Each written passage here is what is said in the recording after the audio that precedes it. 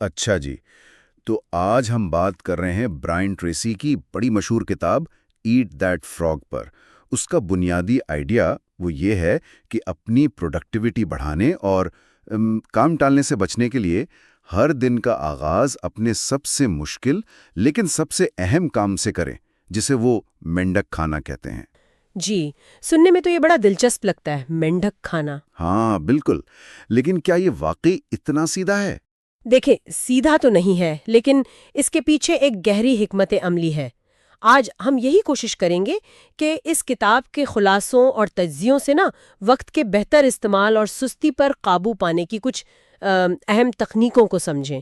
جو مختلف ذرائع ہیں ان سے ہم اہم نکات نکالیں گے۔ ہاں، کیونکہ ہمارے پاس جو مواد ہے اس میں کتاب کے مختلف پہلو، اہم باتیں اور بابوار خلاصے بھی شامل ہیں۔ تو آئیے دیکھتے ہیں کہ یہ مینڈک کھانے والا فلسفہ یہ عملی زندگی میں کیسے کام کرتا ہے، کیا واقعی کرتا بھی ہے؟ تو سب سے پہلی بات اور شاید سب سے ضروری وہ ہے واضح اہداف کا تعین کرنا۔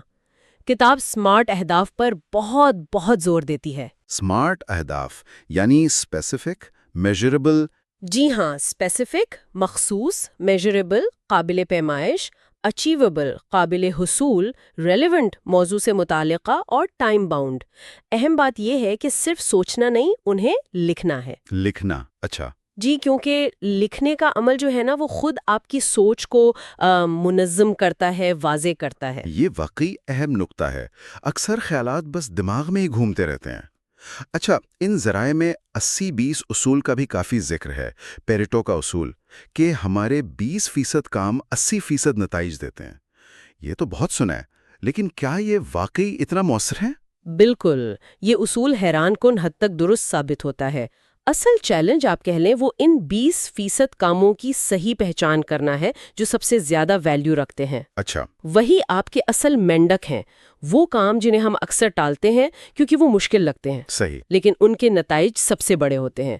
کتاب کا فوکس یہی ہے کہ انہیں پہچانو اور پھر ان پر فوراً ایکشن لو۔ یعنی صرف مصروف نظر آنا کافی نہیں ہے، بلکہ صحیح کام میں مصروف ہونا ضروری ہے۔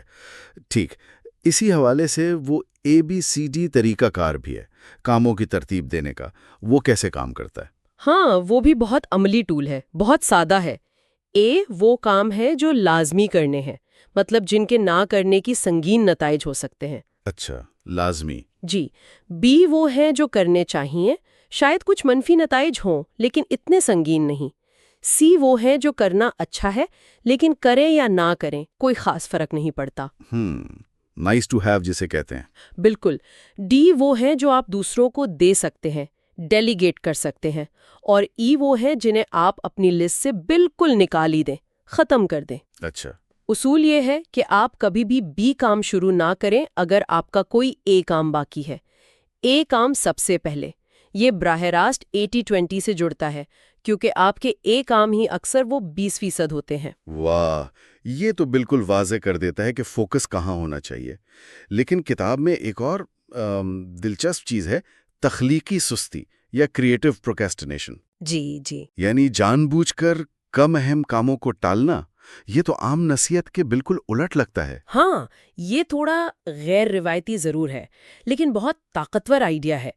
اس کا مطلب یہ نہیں کہ آپ بس سست ہو جائیں، نہیں، بالکل نہیں۔ تو پھر کیا مطلب ہے؟ اس کا مطلب ہے کہ آپ شعوری طور پر سوچ سمجھ کر فیصلہ کریں کہ کن چیزوں کو نہیں کرنا ہے، تاکہ آپ اپنی ساری توانائی، اپنا سارا فوکس ان چند وہ جو کام ہے ان پر لگا سکیں۔ اچھا۔ کیونکہ ہم سب کچھ تو کر نہیں سکتے، یہ ممکن ہی نہیں ہے۔ تو یہ سمجھنا ضروری ہے کہ کس چیز کو نظر انداز کرنا ہے، کس چیز کو نہیں کہنا ہے، تاکہ جو واقعی اہم ہے وہ ہو سکے۔ یہ ایک طرح سے C, D اور E کاموں کو جان بوجھ کر پیچھے کرنا ہے۔ سمجھ گیا، یعنی اپنی توانائی کو صحیح جگہ استعمال کرنا، اسے ضائع نہ کرنا۔ ٹھیک ہے، اب جب آپ نے اپنا بڑا مشکل مینڈک یعنی کام پہچان لیا تو اس سے نپٹنا کیسے ہے؟ اکثر تو وہ اتنا بڑا لگتا ہے کہ ہمت ہی نہیں ہوتی شروع کرنے کی۔ بالکل، یہ بہت عام مسئلہ ہے۔ اسی لیے کتاب میں سلائس اینڈ ڈائز یا سوئس چیز جیسی ٹیکنیکیں بتائی گئی ہیں۔ اچھا، یہ کیا ہے؟ سلائس اینڈ ڈائس کا مطلب ہے کہ بڑے کام کو چھوٹے قابل انتظام ٹکڑوں میں کاٹ لیں، جیسے ایک بڑے پروجیکٹ کو چھوٹے چھوٹے ٹاسکس میں تقسیم کر دیں۔ ٹھیک ہے۔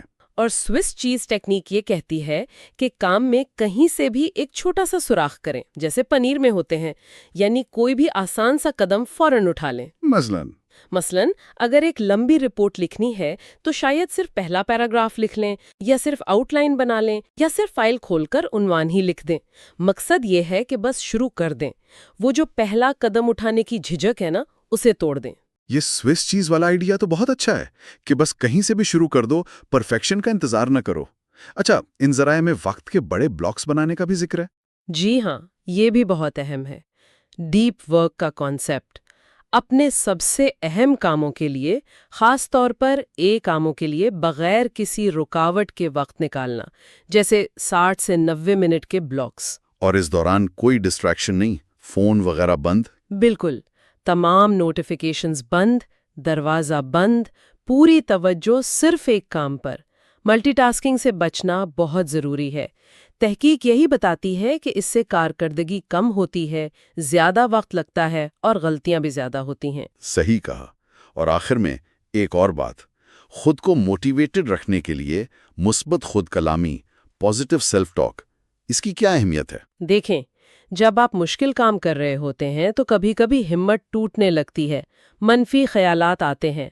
مثبت خود کلامی یعنی اپنے آپ سے مثبت اور حوصلہ افزا انداز میں بات کرنا، یہ آپ کو فوکسڈ رہنے میں اور مشکلات کے باوجود آگے بڑھتے رہنے میں مدد دیتی ہے۔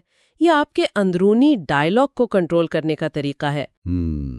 تو مجموعی طور پر دیکھیں تو ایٹ دیٹ فراگ صرف ایک کیچ فریز نہیں ہے، بلکہ یہ عملی تکنیکوں کا ایک پورا سسٹم ہے۔ واضح اہداف، سخت قسم کی ترجیحات اور بڑے کاموں کو چھوٹے حصوں میں بانٹنا۔ جی بالکل۔ اور فوکس برقرار رکھنا۔ بنیادی پیغام یہی لگتا ہے کہ کامیابی کا راز سب سے اہم کام پر مسلسل توجہ رکھنے میں ہے۔ بالکل صحیح۔ جیسا کہ کتاب میں بھی کہا گیا ہے، ہر چیز کے لیے کبھی بھی کافی وقت نہیں ہوتا، لیکن سب سے اہم کام کے لیے ہمیشہ کافی وقت ہوتا ہے۔ یہ ہمارا انتخاب ہے کہ ہم اپنا وقت اور توانائی کہاں لگاتے ہیں۔ کامیابی اسی انتخاب پر منحصر ہے۔ بہت خوب، تو اس گفتگو کے اختتام پر سننے والوں کے لیے ایک سوال چھوڑ جاتے ہیں۔